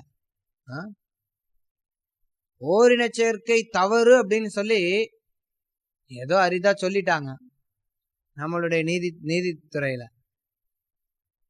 ஆனா அதையே யாரு ராஜாவாகணும்னு நினைக்கிறாங்களோ அவங்க இந்த நீதித்துறையில சொல்றது தப்புன்னு சொல்லி சொல்றாங்க. அப்ப எது சரி எது தவறுனே தெரியல. அப்ப நீ யாரு? அசுரன். பிரவிருத்திம் சா நிவிருத்திம் சா ஜனானா விதுராசுரா ந சௌச்சம் ந பிச்சாச்சாரோ ந சத்தியம் தேஷு வித்யதே. கிருஷ்ண சொல்றார் கீதை. எது செய்யணும் எது செய்யக்கூடாதுன்னு தெரியாது ஒரு அசுரனுக்கு. நீ அசுரனால இருக்கிற, மனுஷனாவே இல்லையே, நீ எப்படி ராஜாவாக முடியும்? நீதித்துறையில எது சரி எது தவறுனே தெரியறது இல்ல. பிரபுபா சொல்லுவார், மனு சமயத்தின் பிரகாரம் ஒரு திருடன் இருக்கிறான் அப்படின்னா அவனுக்கு என்ன தண்டனை தெரியுங்களா? கைய வெட்டிடணும். திருடனுக்கு கைய வெட்டிடணும். அப்ப அவன் திருட முடியாது. ஒருத்தன் பிக் பாக்கெட் அடிக்கிறான்னு வச்சுக்கோங்க, நம்ம ஊர்ல நீங்க எந்த போலீஸ் ஸ்டேஷனுக்கு வேணாலும் போங்க, நான் சமீபத்தில் ஒரு போலீஸ் ஸ்டேஷன் போனேன். அதிகமாக போலீஸ் ஸ்டேஷன் போனது இல்லை வாழ்க்கையில். சமீபத்தில் நாங்கள் வந்து திருக்கழுக்குன்றத்தில் இருந்தப்போ புக் டிஸ்ட்ரிபியூஷனுக்காக போலீஸ் ஸ்டேஷனுக்குள்ளார போனோம். போலீஸ் ஸ்டேஷனில் போலீஸ்காரங்களுக்குலாம் கொஞ்சம் புக்கு வீட்டலான்னு போனோம். ஸோ அங்கே வந்து அந்த போலீஸ் ஸ்டேஷனில் போட்டிருக்கிறான், ஒரு பேனர் அடித்து ஒட்டியிருக்கான், ஒரு 15 மூஞ்சி, இவங்கெல்லாம் திருடர்கள், ஜாக்கிரதையா இருங்க. அடா கருமாந்திரம், இந்த மூஞ்சியை பார்த்து எவனாலும் ஞாபகம் வச்சுக்க போறானா? இந்த மூஞ்சி அதுவும் இதுல கூட பார்த்தேன் நான். ரயில்வே ஸ்டேஷன்ல இருக்கும், அதை விட்டு தள்ளுங்க. எல்லாத்தோட பெரிய கூத்து என்ன தெரியுங்களா? திருவண்ணாமலையில லட்சக்கணக்கான மக்கள் போறாங்க. அங்க வந்து போலீஸ்காரன் இத்தோ பெருசா பேனர் அடிச்சு வச்சிருக்கான், போட்டோ போட்டு போட்டோ போட்டு போட்டோ போட்டு. பாத்தீங்களா? அங்க வந்து இவங்க எல்லாம் பிக் பாக்கெட் திருடர்கள், கவனம் அப்படிங்கிறான். இந்த கூட்டத்துல யார் ஒவ்வொரு மூஞ்சி பார்த்துட்டு இருக்க போறானா? ஏயா இதனால ஏதாவது நடைமுறையில உதவி இருக்கா அப்படின்னு கேட்டா அவன் என்ன சொன்னா, இந்த மாதிரி போட்டோ இருக்குன்னு சொல்லிட்டு அவன் பயப்படுவான் அப்படிங்கிறான். பயந்தவனாக்கும் அவன் பிக் பாக்கெட் அடிக்கிறான், போலீஸ் பிடிக்கிறான், கொண்டு போய் ஜெயில வைக்கிறான், திரும்பி ரிலீஸ் ஆகி வர்றான். வந்தரி என்ன தெரியுமா பண்ணுவான்? மறுபடி திருடுவான். நம்ம இப்ப பூரியில வியாச பூஜைக்கு போயிருந்தப்ப ஒரு பக்தருடைய லேப்டாப் வந்து திருடு போயிடுச்சு. ஓகே, லேப்டாப் திருடு போயிடுச்சுன்னு சொல்லிட்டு போலீஸ்ல போய் கம்ப்ளைண்ட் கொடுத்தாங்க. போலீஸ்ல கம்ப்ளைண்ட் கொடுத்தரையும் போலீஸ்காரன் என்ன தெரியுமா பண்ணா? விசாரணை தொடங்கினான். விசாரணை தொடங்கி முதல் விசாரணை என்ன தெரியுமா பண்ணா? அந்த திருட்டு போனதுக்கு 2 நாள் முன்னாடி ஒருத்தன் ஜெயில இருந்து ரிலீஸ் ஆனான், அவனை போய் பிடிச்சான். கடைசியில அவன் தான் திருடி இருந்தான். கரெக்ட். லேப்டாப்பை பிடிச்சிட்டாங்க. லேப்டாப்பு அதோட சேர்த்து ஏதோ 4-5 செல்போன் எல்லாம் திருடி வச்சிருந்தா எல்லாத்தையும் பிடிச்சிட்டாங்க. என்ன, அதாவது போலீஸ்காரனுக்கே தெரியும் இவன் ஜெயில விட்டு போனான்னா மறுபடியும் திருடுவான் இவன். எல்லா போலீஸ்காரனுக்கும் தெரியும். இதுவே நீங்க ராஜநீதி படி எடுத்துக்கோங்க. ஒருத்தன் திருடான், என்ன பண்ணணும்? ஜெயில எல்லாம் அடைக்கவே வேண்டாம், கைய வெட்டிடு. அவன் எப்படி போய் திருடுவான் கை இல்லாம? அதுக்கு மேல இருக்கக்கூடிய ஒரு கையில திருடினாலும் அந்த கையையும் வெட்டிடு. மக்கள் பாக்குறவனுக்குலாம் தெரியும் திருடன்னு. வேற மெத்தட்ல திருட முடியாது. அப்கோர்ஸ் திருடர்கள் திருட்டு பழக்கம் வந்ததுன்னா கொஞ்சம் கொஞ்சமா கையிலாட்டி கூட வாயில கூட கவி எடுத்து திருடிட்டு போவாங்க, நாய் மாதிரி. இல்ல காலில் கூட திருடிட்டு போலாம், அதெல்லாம் இருக்கு. பட் இருந்தாலும் மக்கள் இம்மீடியட்டா ரெகக்னைஸ் பண்ணுவாங்க, இவன் திருடன், ராஜா கைய வெட்டி இருக்கிறாரு. இப்ப என்ன ஆகும்? எவனும் திருடுறதுக்கு வரமாட்டான். ஐயோ, ஒரு சாதாரண திருட்டுக்காக கைய வெட்டி ஒரு மனித உரிமையை பறிக்கிறீங்களே அப்படிம்பாங்க இன்னைக்கு இருக்கிறவங்க. ஆனா அவங்களுக்கு என்ன புரியலன்னா, இந்த மனித உரிமை அப்படிங்கிற ஒரு போலி போர்வையில நீங்க என்ன பண்றீங்க? திருட்டு வந்து தொடர்றதுக்கு வழி செய்றீங்க. தனி மனித உரிமை, அனைவரும் சமம், சமத்துவம், எல்லாம் போகஸ். எல்லா மக்களை ஏமாத்துறது. கேட்கறதுக்கு நல்லா இருக்கு, ஆனா எண்ட் ரிசல்ட் பார்த்தோம்னா மட்டமா இருக்கு. மக்கள் கிட்ட பிரச்சனை இருக்கு, திருட்டு பயம் இருக்கு. இன்னைக்கெல்லாம் எதுவுமே எங்க போனாலும் பணத்தை கையில கொண்டு போனோம்னா திருட்டு பயம். திருட்டு பயத்துலயும் பெரிய பயம். திருட்டு ஏதாவது மக்கள், இது வந்து நான் சொல்றது ஒரு 5-10 வருஷத்துக்கு முன்னாடி. அப்பதான் வந்து இந்த ஏடிஎம் மிஷின்லாம் வந்து இந்தியாவில் அறிமுகப்படுத்தினாங்க. 12-13 வருஷத்துக்கு முன்னாடி அறிமுகப்படுத்தினாங்க. அப்போ வந்து எல்லாருக்கும் ஒரு இது என்னன்னா, அப்பா நம்ம வந்து பணத்தை கொண்டு போக தேவையில்ல, வேணும்னா வந்து கார்டு கொண்டு போனா அங்க வந்து ஸ்வைப் பண்ணி எடுத்துக்கலாம் அப்படின்னு. அதுக்கப்புறம் என்னாச்சு? அதுலயும் கொஞ்சம் சில பிரச்சனை வரும். நான் ஸ்பெசிஃபிக்கா சொல்ல வந்தது, இன்டர்நெட் பேங்கிங் இருந்தா நமக்கு சேஃப், எல்லாமே வந்து நெட்லயே பண்ணிக்கலாம் அப்படின்னு சொல்லிட்டு இருந்தாங்க. அப்புறம் என்ன பண்றான்? அதுல இருந்து திருடுறாங்க. பல விதத்துல ஹேக் பண்றாங்க. பாதுகாப்பு வச்சுக்கோங்க, இது பாதுகாப்பு வச்சுக்கோங்க, அதுக்கு ஒரு பாதுகாப்பு, இதுக்கு ஒரு பாதுகாப்பு, அதுக்கு ஒரு நம்பர், இதுக்கு ஒரு பாஸ்வேர்டு. அது எவ்வளோ செக்யூரிட்டி, எவ்வளோ செக்யூரிட்டி! ஒரு அளவே கிடையாது செக்யூரிட்டிக்கு. எல்லாத்துலயும் செக்யூரிட்டிப்பா, எங்கிட்டு பார்த்தாலும் செக்யூரிட்டி. இவ்வளோ செக்யூரிட்டி தேவையா ஒருத்தவங்களுக்கு வாழ்க்கையை வாழ்றதுக்கு? நிம்மதியா வாழ விட மாட்டாங்களா? கிடையாது. ஏன்னா வாழ முடியாது. ஏன்னா அதுக்கு தகுந்த வசதிகள் ஏற்பாடுகள் இல்லை சமுதாயத்துல. நம்ம எப்படி எதிர்பார்க்க முடியும் சொல்லுங்க? சோ சில பிரபுபாதா தான் சொல்றார், இவரை போன்ற ஒரு பயிற்சி பெற்ற அரசரின் கீழுள்ள அரசாட்சி இக்காலத்தின் குடியரசை விட மிக மிக சிறந்ததாகும். ஒரு ராஜா, அவருக்கு கீழே மந்திரிகள் அவங்க பார்த்துப்பாங்க. ராஜா இருக்கிறார். ராஜா இன்னைக்கு நினைக்கிற மாதிரி ஏதோ சுகபோகத்துல வாழக்கூடியவர், அவர் ஒருத்தர் மட்டும் சுகபோகத்துல வாழ்றாரு அப்படி கிடையாது. ராஜாவுடைய வேலை பாத்தீங்கன்னா காலையில இருந்து மிட் நைட் வரைக்கும் வேலை இருக்கு ராஜாவுக்கு. ராத்திரியில ஒவ்வொரு ராத்திரியும் ராஜா மாறு வேஷம் போட்டுட்டு மக்கள் எப்படி இருக்கிறாங்க என்ன பண்றாங்கிறத பார்க்க போகணும். ராஜானா அரண்மனைக்குள்ளார அப்படியே பொட்டிப்பா மாதிரி உள்ள உட்காந்துட்டு இருக்கிறது இல்ல. ராஜா அடிக்கடி வெளியில போகணும்.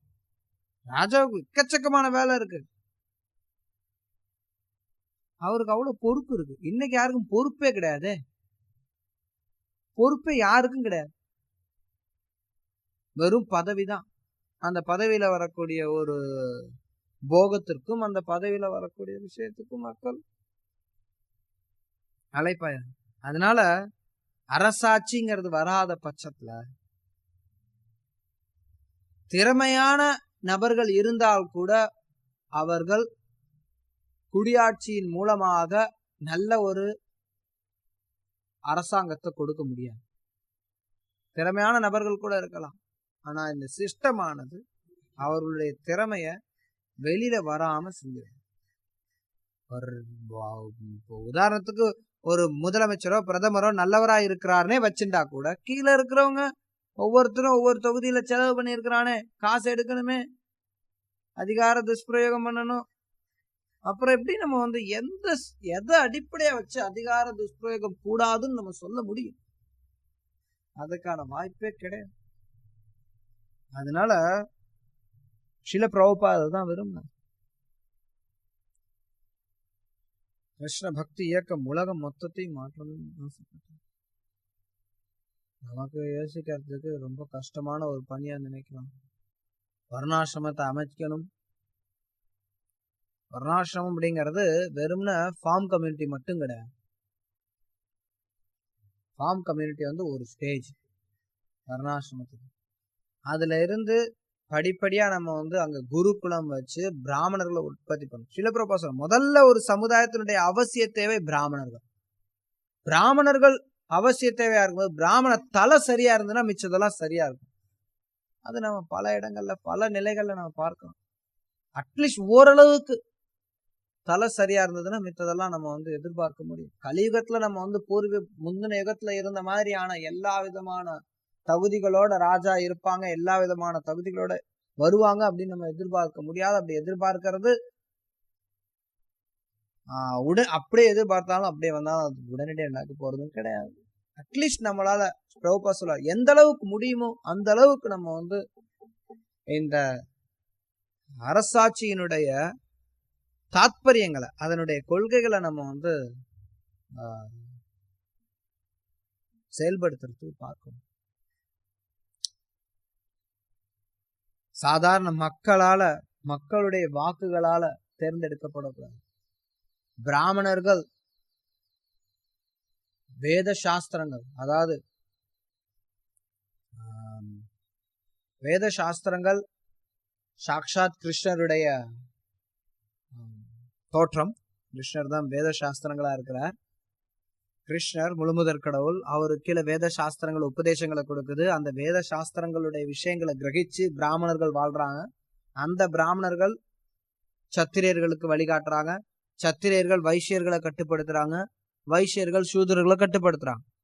சில நேரங்கள்ல சில சூத்திரர்கள் பிராமணா சத்திரியர்களுக்கு கீழே இருப்பாங்க. ஆனா பொதுவா பார்த்தோம் அப்படின்னா பெரும்பாலான சூத்திரர்கள் வைசியர்களுக்கு கீழே இருக்கிறாங்க.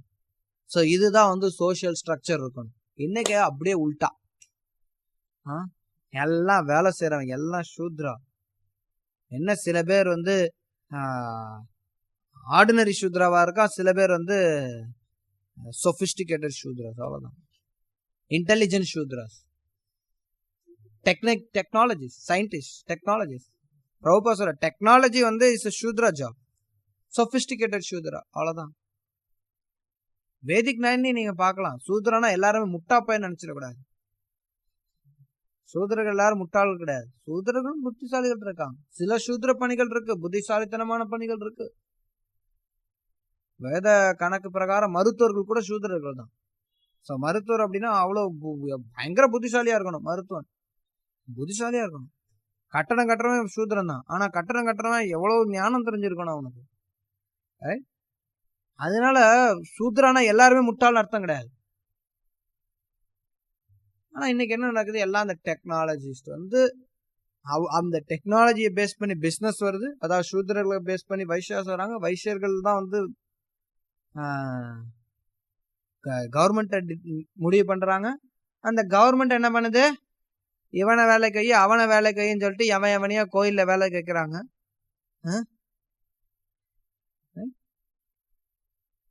ரிலீஜியஸ் இன்ஸ்டிடியூஷன்ஸை வந்து கண்ட்ரோல் பண்ணணும்னு நினைக்கிறாங்க. அப்ப என்ன ஆகுது, அதனால என்ன ஆகுது, இந்த சோகால்டு பிராமணாஸ் அல்லது இவங்கெல்லாம் என்ன பண்ணாங்க, வேத சாஸ்திரத்தெல்லாம் மூட்டை கட்டி வச்சிடறாங்க. அவங்களா புதுசா சாஸ்திரம் எழுதிக்கிறாங்க. புதுசா அவங்கள வந்து அப்போ வந்து அப்படியே தலைகீழா சமுதாயம் மாறி கிடக்கு. இது பல காரணங்கள் சொல்லலாம். ஒரு முக்கியமான காரணம், சமுதாயத்துல வந்து முறையான வர்ணாசிரம் இல்ல, முறையான ராஜா இல்ல. எல்லாருக்கும் தெரியுது. என்ன பண்றது, சில நேரத்துல சொல்லுவாங்க என்ன பண்றது, இதெல்லாம் பேசிக்கிட்டே இருக்க வேண்டியதுதான். பேசிக்கிட்டே இருக்கலாம், நல்லா இருக்கலாம். ஆனா சில பிரபுபா இதுக்கு ஏதாவது ஒரு விதத்துல படிப்படியா தீர்வு கொண்டு வரணும்னு விரும்பின. எப்படி செயல்படுத்த முடியும், நம்மளுடைய புத்தியை நம்ம உபயோகிக்கணும். சில நேரத்துல எல்லா விஷயத்தையுமே ஆச்சாரியர் வந்து நமக்கு கொடுத்துட்டு போவார், நம்ம எதிர்பார்க்க முடியாது. சில பிரபுபா இந்த விஷயத்த வந்து எப்படி செயல்படுத்துறதுங்கிறத நமக்கு சொல்லிட்டு போகணும். சில பிரபுபா ஒரு பேட்டர்ன் ஏற்படுத்தி கொடுத்துட்டார். பிரச்சாரம் பண்றது, கிருஷ்ண பக்தியை கொடுக்கறது. ஓகே, ஒரு இடத்துல போங்க, நாம சங்கீர்த்தனம் பண்ணுங்க, புத்தகங்களை கொடுங்க, ப்ரோக்ராம் அரேஞ்ச் பண்ணுங்க, லெக்சர் கொடுங்க, டொனேஷன் வசூல் பண்ணுங்க, கோயில் நடத்துங்க, மக்களை வந்து கிருஷ்ண பக்தி கொடுங்க. ஓகே, இது வந்து பிரபுபா சார்ட் போட்டு கொடுத்துற. டிவோட்டிஸ் வந்து ரூல்ஸ் அண்ட் ரெகுலேஷன் ஃபாலோ பண்ண சொல்லுங்க, 16 மாலை ஜெபம் பண்ண சொல்லுங்க, ஓகே ஃபைன் ஃபினிஷ், ரைட். அது ஏற்கனவே பிரபுபா சார்ட் போட்டு கொடுத்துட்ட. வர்ணாசிரமம் வந்து பிரபுபா சொன்னார், நான் இதை வந்து முழுசா சார்ட் போட்டு கொடுக்கல அப்படின்னு. ஆனா இருந்தாலும் பிரபுபா அதுக்கும் பேசிக் கைட்லைன்ஸ் கொடுத்துருக்கிறார். ஆனாலும் அது வந்து பிரபுபா டீட்டெயிலா கொடுக்கல. அந்த டீட்டெயில் அவர் வழி வர்றவங்க கையில ஒப்படைச்சிருக்காரு. ஸோ அட்லீஸ்ட் நம்ம வந்து இந்த விஷயங்களை தெரிஞ்சிடணும் அப்படின்னா என்றைக்காவது ஒரு நாள் ஏதாவது ஒரு விதத்துல சொல்யூஷன். ஸோ வெயிட் பண்ணுவோம், வெயிட் பண்ணி பார்ப்போம் எப்படி கிருஷ்ண உணர்வுள்ள ஒரு சமுதாயம் உருவெடுக்குதுங்கிறத வெயிட் பண்ணி பார்ப்போம். யுதிஷ்ட மகாராஜ் மாதிரி ஒரு ராஜா உருவெடுப்பாரா இல்ல உருவெடுக்க மாட்டாரா? நம்மளுடைய பார்வையில உருவெடுக்காமல் கூட போகலாம்.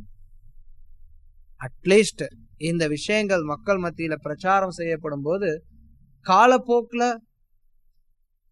உருவாகலாம். 2 தலைமுறை 3 தலைமுறை கூட ஆகலாம். ஆனா உருவாகும், நிச்சயம் உருவாகும்.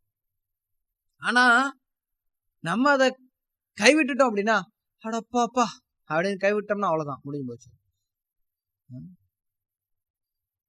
ஸ்ரீல பக்தி சித்தாந்த சரஸ்வதி தாக்கூர் மேற்கத்திய, அதாவது பக்திநாத் தாக்கூர் மேற்கத்திய நாடுகள்ல கிருஷ்ண பக்தி பரவணும்னு விருப்பப்பட்டார். ஸ்ரீல பக்தி சித்தாந்த சரஸ்வதி தாக்கூர் விருப்பப்பட்டார்.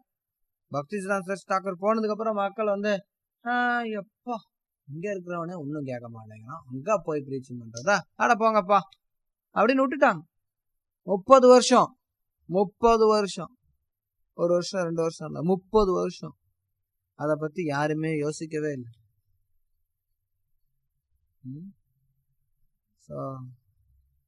அதனால ஆச்சாரியர்கள் சொல்லியிருக்காங்க, பிரபுபாதிங்க சொல்ற ராஜா இப்படி இருக்கணும். இன்றைய இருக்கக்கூடிய சூழ்நிலை எப்படி இது சாத்தியம்? அப்படின்னு நம்ம நினைச்சிட்டு இத விட்டுற முடியாது. நிச்சயமா சாத்தியம்.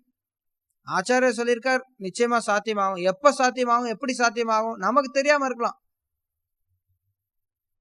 நம்ம அட்லீஸ்ட் இத பத்தி யோசிச்சுட்டு இருந்தோம் அப்படின்னா, கிருஷ்ணர் ஏதாவது ஒரு விதத்தை பக்தருடைய விருப்பம் இருந்ததுன்னா நிறைவேற்றுவார். யார் மூலமாவது நிறைவேற்றுவார். யார் நிறைவேற்றுவார் நமக்கு தெரியாது. எப்படியாவது நிறைவேற்றுவார். நிச்சயம் நடைபெறும் அது ஒரு நாள். அதனால பக்தர்கள் இந்த விஷயம் தெளிவா புரிஞ்சுக்கணும். ஒரு அரசாங்கம் அப்படிங்கிறது அதனுடைய முக்கியமான கடமை மக்களுடைய ஆன்மீக முன்னேற்றத்தை பார்க்கணும். அப்படிப்பட்ட அரசாங்கம் இன்றைக்கு சாத்தியமில்லை. ஏன்னா மக்களுக்கு யாருக்கும் முறையான வர்ணாசிரம அமைப்பினால பயிற்சி கொடுக்கப்படலை. அதை உணர்ந்து செயல்படணும். ஹரே கிருஷ்ணா. ஏதாவது கேள்விகள்?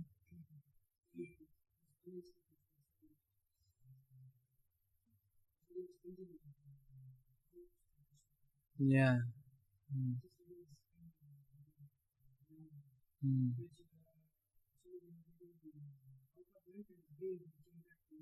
Mm. Mm. Mm.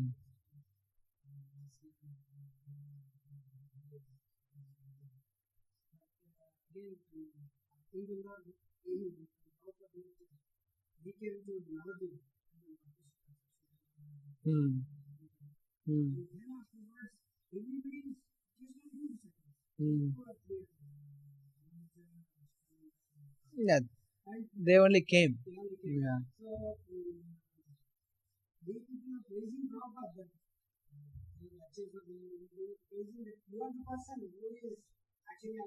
Yeah. Yeah.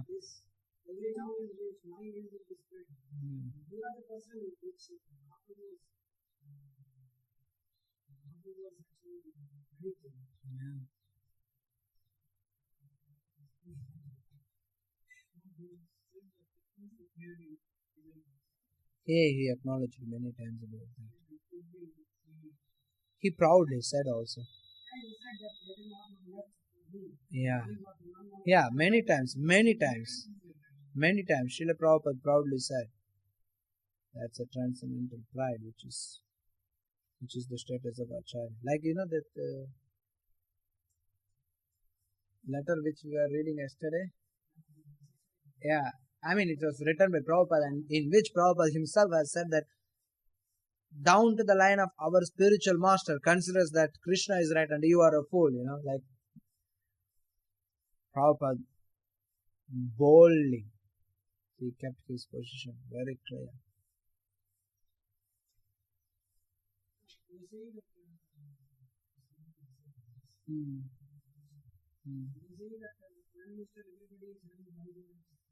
Yeah.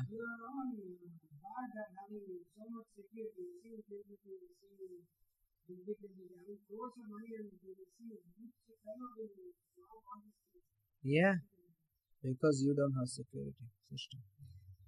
Because of your governance, God also. Actually, God doesn't need any security.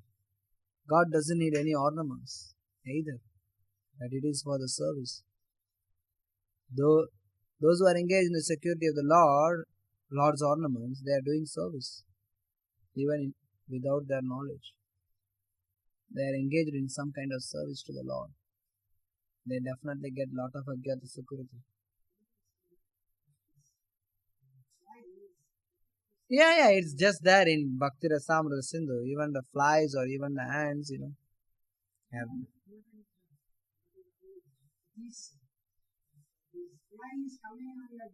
Yeah. It cannot do anything. Who are you? Why are you standing there? Yeah. What is your duty to stand there? You should chase it off. If a fly, I have seen, it's practical. If there is a king coming to your place, and if you have some mosquito is pumping up to bite the king, King will never chase it off. That's insult for the king to chase the mosquito out. It's a duty of the servants of the king to chase the mosquito out by fanning or by chasing it out. We do that, right? Even for our guru we do that. Why not for Krishna?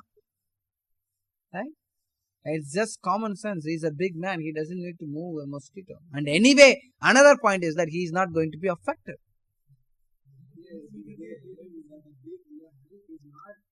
That kind of big man.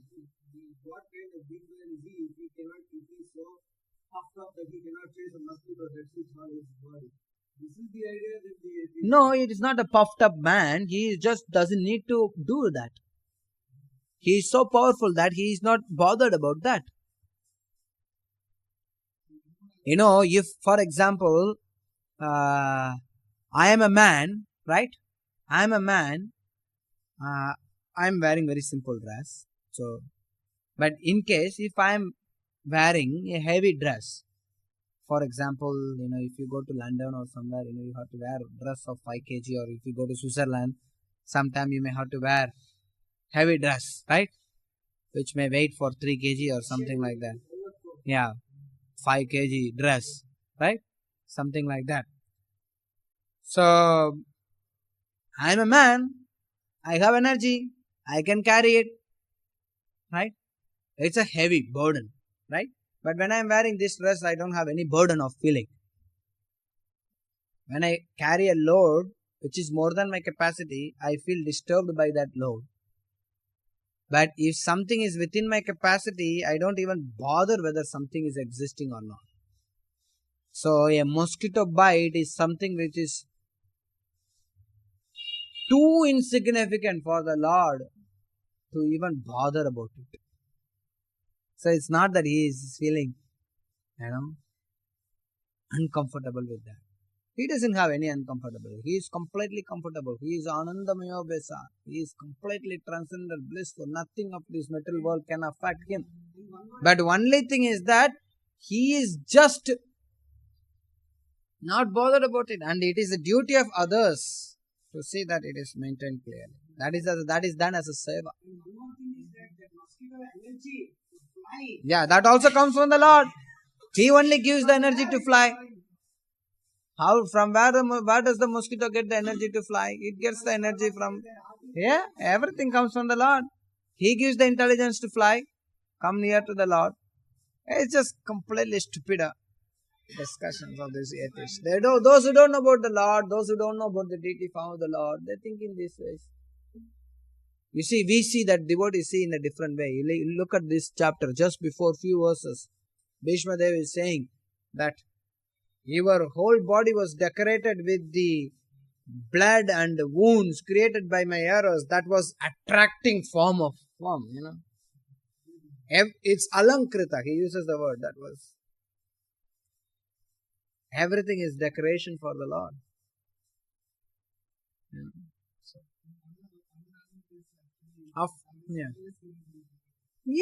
To chase, everything is service. Every single thing is a service for the devotee. The Lord, the major purpose of the Lord accepting the form of deity is in itself to give seva to the devotees. Not that accepting the form, but it's a kind of English is a stupid one. The Lord agrees to manifest in that form for the service of the devotee. To accept the service of the devotee. Yes. Yes, you.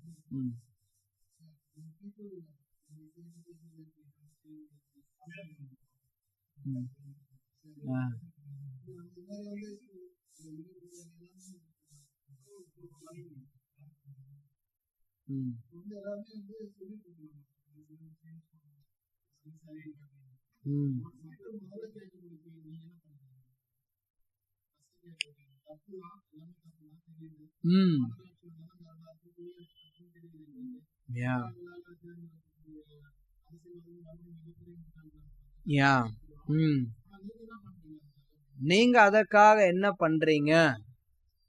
நாங்க அது வரணும்னு சொல்லி பேசணும்.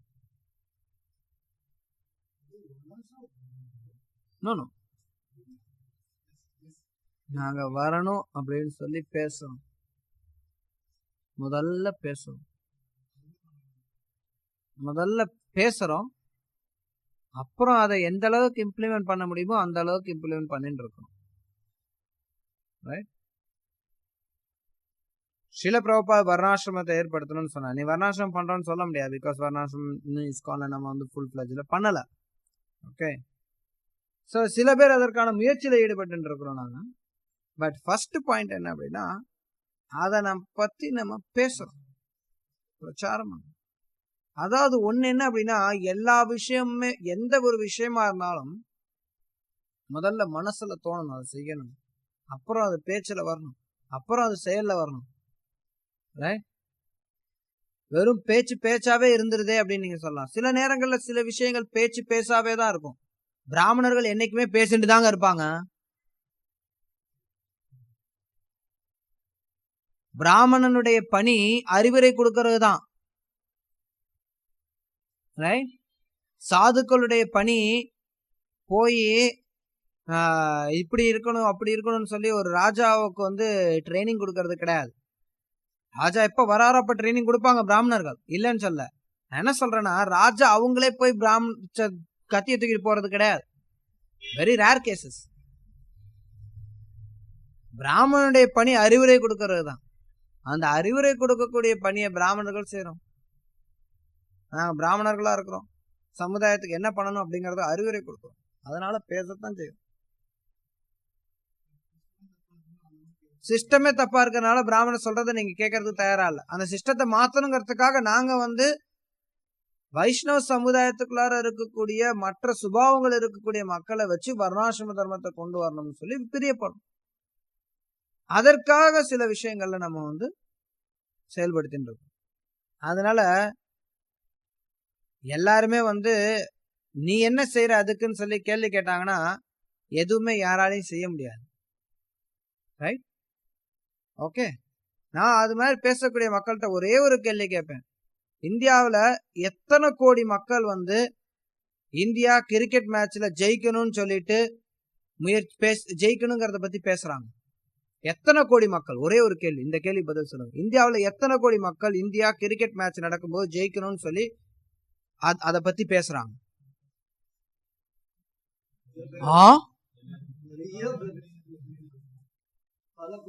At least 70 கோடி 80 கோடி மக்கள். 11 பேர் தான் ஆடுறான். அவன் ஜெயிக்கிறதுக்கு நீ என்னடா செய்யற?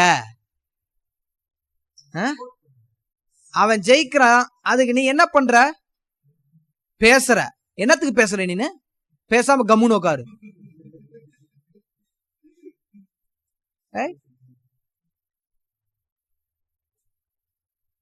முட்டாள்தனமான ஆர்குமெண்ட்.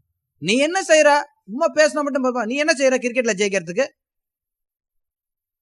11 பேர் விளையாடுறான், சில பேர் அதுக்கு ஹெல்ப் பண்றான்ப்பா, ஒத்துக்கிறேன்ப்பா. என்ன ஒரு டீமுக்கு வந்து அது எவ்வளவு 11 பேர் விளையாடுறான், கூட 4 பேர் இருப்பான், 15 பேர் டீம் செலக்ட் பண்ணுவோம். அது இல்லாம டாக்டரு, கோச்சு, லொட்டு லொசுக்கு, அது ஒரு 10 பேர்ப்பா. சரியா? 60 கோடி மக்கள் பேசுற விஷயத்துக்கு 60 பேர் கூட வேலை செய்யறது இல்ல. தண்டத்துக்கு பேசுறீல்ல? எவ்வளவு நேரத்தை வேஸ்ட் பண்ற?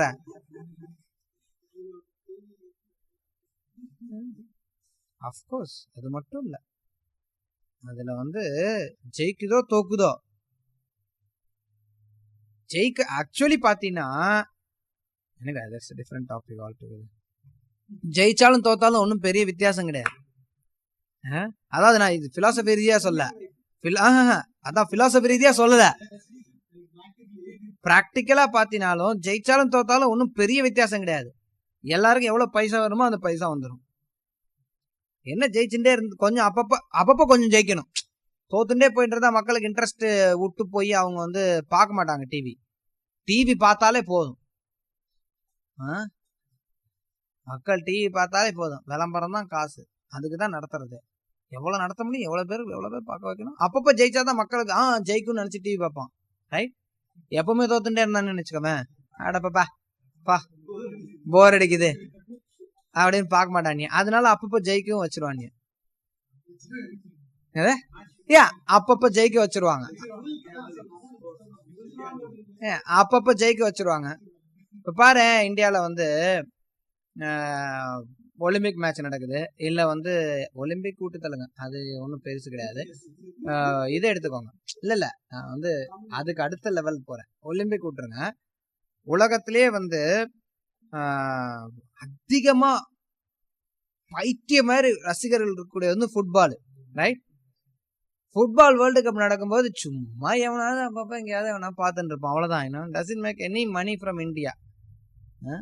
அதனால அதை பற்றி எவனும் பேசுறது கிடையாது, எவனும் அதை பற்றி யோசிக்கிறது கிடையாது. எல்லாம் பணம். எவனோ கொள்ளையடிக்கிறது, ஏதோ மக்களை பேச விட்டு மக்களை அதில் ஒரு creating cricket fever and then they gain money. So அதான் என்ன நான் என்ன பாயிண்ட் என்ன, நீ அதை பற்றி பேசுற, நீ எதுவுமே செய்யறது கிடையாது, ஆனால் பேசுற. என்னத்துக்கு பேசுற?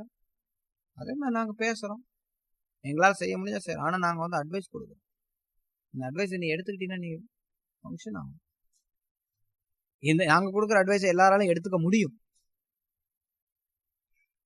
நீ கொடுக்குற அட்வைஸ் எல்லாராலும் எடுத்துக்க முடியாது. கிரிக்கெட்டில் 60 கோடி மக்களும் கேட்டினா 60 கோடி பேரும் 60 கோடி கமெண்ட்ரி கொடுப்பாங்க ஒரு மேட்சுக்கு.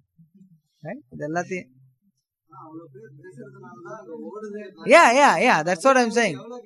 எவ்வளவுக்கு எவ்வளவு மக்கள் வந்து வர்ணாசிரமத்தையும் தர்மத்தையும் பத்தி பேசுறாங்களோ, பேச ஆரம்பிக்கிறாங்களோ, அந்த அளவுக்கு அது வந்து அந்த நிலையை நோக்கி நம்ம போக முடியும்.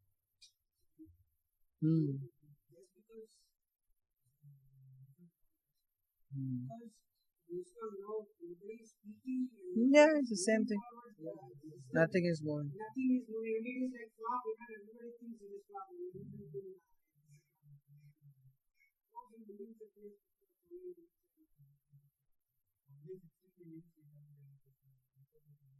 65 years இந்த டெமோக்ரஸி வந்து கொலாப்ஸ். 65 yearsல நம்ம ஃபேஸ் பண்ணி இருக்கக்கூடிய ப்ராப்ளம் வந்து something centuries and centuries, you know, never ever heard such problems.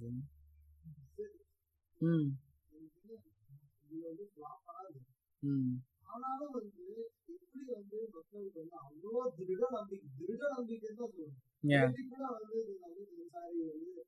Science and technology தான் இருக்குது, எல்லா உலகத்துல இருக்க எல்லா பிரச்சனையும் சால்வ் பண்ண முடியும் அப்படின்னு. அதனால தான் எல்லா பிரச்சனையும். ஆனா வந்து எப்படி அந்த திருட நம்பிக்கையும் because of foolishness, because we have not preached enough. நம்ம ஒழுங்கா பிரச்சாரம் பண்ணாதனால அவனுக்கு அந்த திட நம்பிக்கை வருது. அதனாலதான் பிரச்சாரம் அப்படிங்கிறது அவங்கிட்ட என்ன நம்பிக்கை இருக்குதோ, அதாவது அவன் கிட்ட என்ன மாதிரியான ஒரு எண்ணங்கள் இருக்கோ அதை வந்து உழுக்கணும். அவனுடைய டோட்டல் லைஃபே வந்து ஒரு சில பில்லர்ல இருக்கு. அந்த பில்லரெல்லாம் உழுக்கி சுத்தியில வச்சு டொம்மு டொம்மு டொம்மு டொம்மு புல்டோசர் கொண்டு வந்து இடிச்சு அதெல்லாம் மாத்தணும். It's not going to happen in.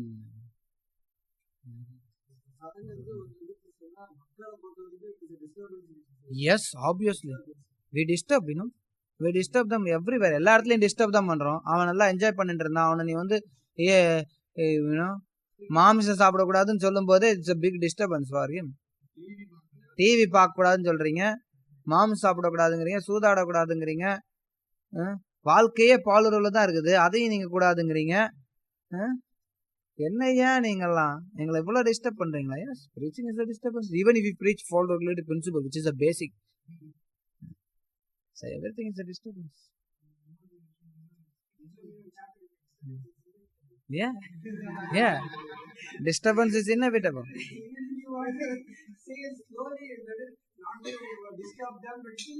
Yeah. ஏதாவது ஒரு விதத்துல டிஸ்டர்ப் பண்ணி தான் ஆகணும். ஆமா, ஜெபம் பண்ணணும்னு சொன்னா நான் ஏன் ஜெபம் பண்ணணும், எனக்கு டிஸ்டர்பன்ஸா இருக்குமா?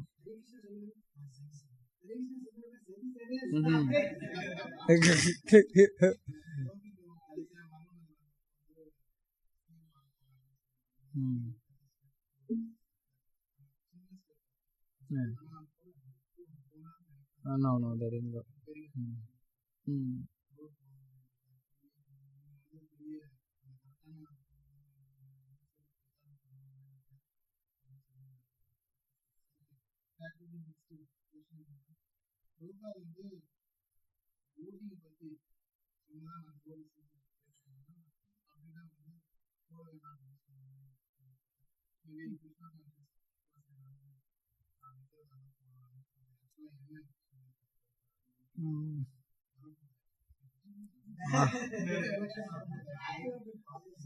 I'm not so specific about that. I personally never voted for anyone. நான் எனக்கு ஓட்டுரிமை அப்படின்னு வர்ற வயசுக்குள்ளாரையே நான் இஸ்கான்ல வந்துட்டேன். ஸோ இது வரைக்கும் நான் ஓட்டு போட்டது கிடையாது, இனிமேட்டும் ஓட்டு போறது கிடையாது. பட் ஸ்பெசிஃபிக்காக பிரபுபாத் இது குறித்து என்ன சொல்லியிருக்காருன்னு நான் ரெஃபரன்ஸ் அதை பற்றி என்னைக்கும் ரிசர்ச் பண்ணது இல்லை. Yeah, that is very clear.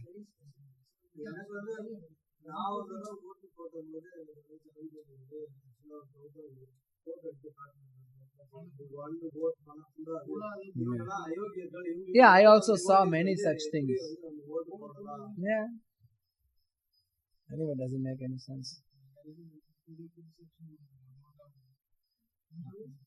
Yeah.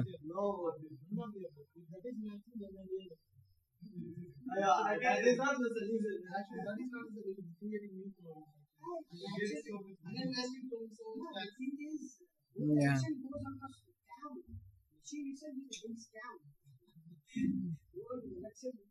Yeah. Everything is.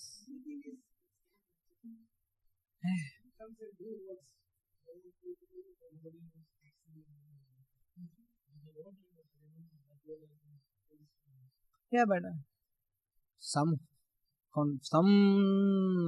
sort of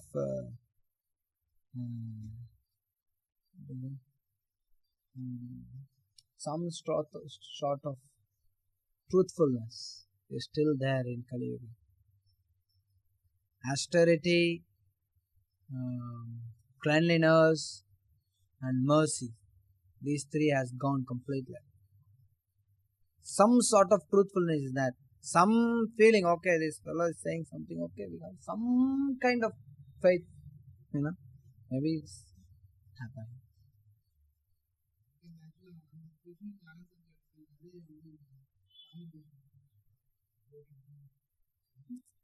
I told what I am doing personally.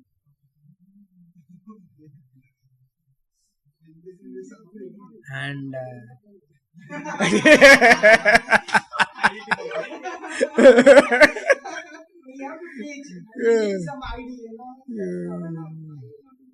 and also, hours are going to be wasted. I have to go and stand in the queue. Go and stand in the queue, waste half a day or something.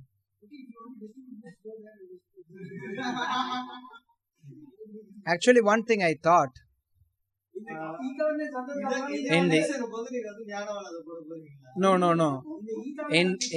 the election day, I was thinking to have a camp. Everyone will have holiday, most probably. So I'm planning to take everyone to some camp. No, it's on April. Election is going to be in April. Yeah, it's not yet decided. Dates are not given, but anyway, whatever it is. Anyway, that is not the point of discussion here. No, I mean to say not vote போடாம இருக்கிறதுங்கிறது கிடையாது, but லீவுன்னு ஒன்று இருக்கு, utilise பண்ணுவோம்.